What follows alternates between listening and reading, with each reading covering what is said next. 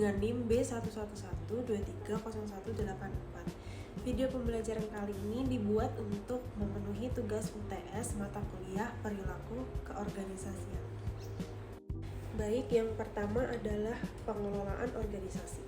Pengelolaan organisasi adalah proses penting agar kegiatan dan struktur kerja berjalan teratur dan efisien. Dengan pengelolaan yang baik, organisasi dapat berkembang secara sistematis dan mencapai hasil yang efektif. Contohnya, PT Maju Jaya Manufaktur mengatur pembagian kerja antara bagian produksi, gudang, pemasaran, dan keuangan agar tidak terjadi tumpang tindih tugas.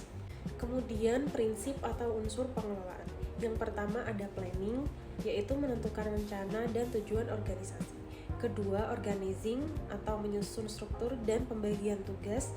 Yang ketiga ada actuating, yaitu menggerakkan anggota agar melaksanakan tugas. Yang keempat ada controlling, yaitu mengawasi jalannya kegiatan agar sesuai rencana.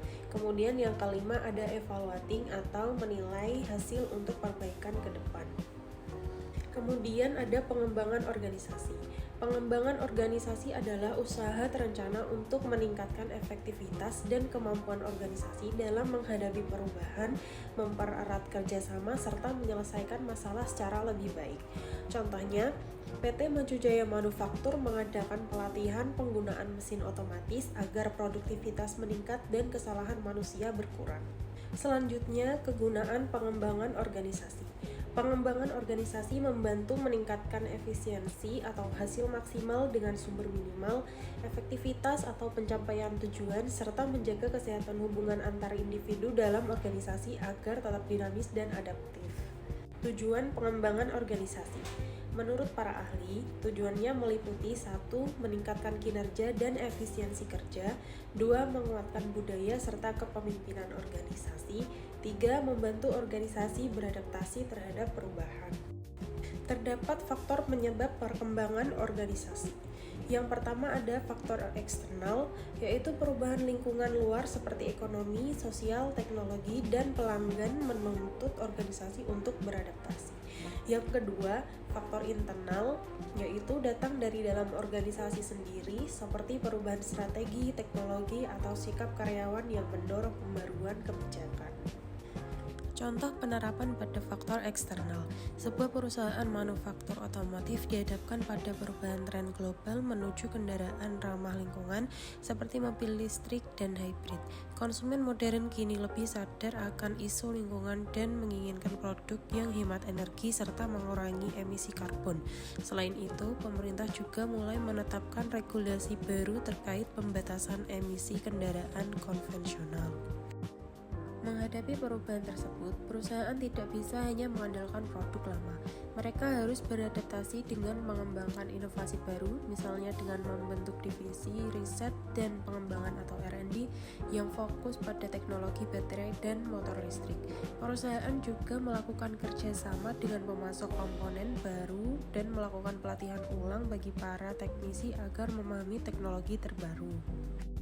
Melalui upaya tersebut, organisasi mampu menyesuaikan diri terhadap perubahan lingkungan eksternal. Jika tidak beradaptasi, maka perusahaan akan tertinggal dan kehilangan pangsa pasar. Inilah bukti bahwa faktor eksternal mendorong organisasi untuk terus berkembang dan berevolusi agar tetap relevan di tengah persaingan industri yang dinamis. Contoh penerapan pada faktor internal. Sebuah perusahaan manufaktur elektronik menyadari bahwa proses produksinya masih menggunakan sistem manual yang menyebabkan keterlambatan dan tingkat kesalahan produk tinggi. Untuk meningkatkan efisiensi, manajemen perusahaan memutuskan untuk menerapkan otomatis sistem produksi menggunakan teknologi robotik dan mesin canggih.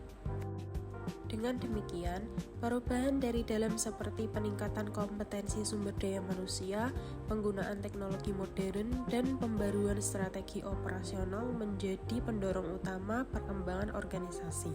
Faktor internal ini memastikan perusahaan tidak hanya mampu beradaptasi terhadap perubahan luar, tetapi juga terus memperkuat daya saingnya dari dalam.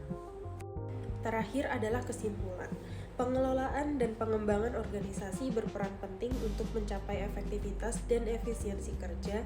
Melalui pengelolaan yang terencana dan pembangunan yang adaptif, organisasi dapat terus bertahan dan bersaing dalam lingkungan yang berubah.